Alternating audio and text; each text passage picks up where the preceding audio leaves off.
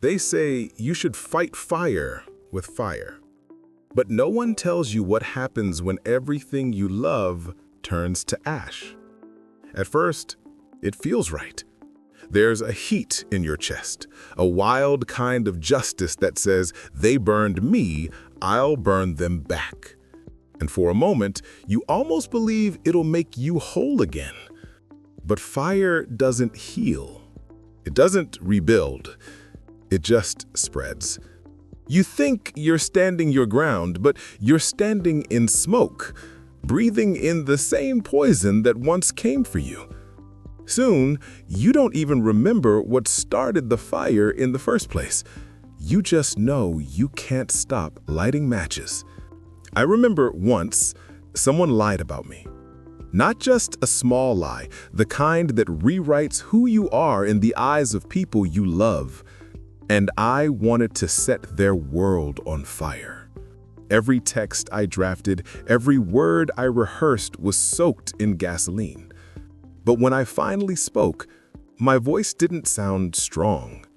It just sounded sad, like someone trying too hard not to break.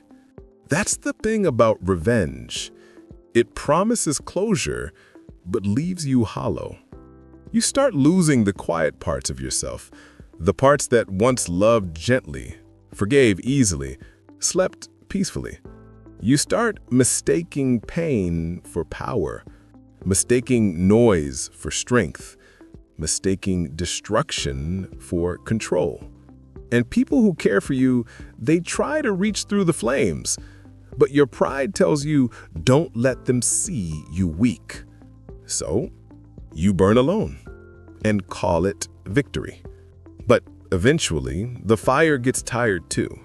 The anger stops feeling sharp and just starts feeling heavy. That's when you realize you were never fighting them. You were fighting yourself. You were trying to kill the hurt by becoming what hurt you. So maybe the answer isn't to fight fire with fire. Maybe it's to stop playing with matches, to let the flame die out, even if it means standing in the dark for a while. Because in the dark, you start to see things clearly. You start to feel again. You start to breathe again.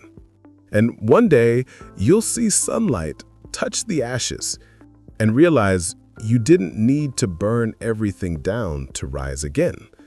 You just needed to stop feeding the fire.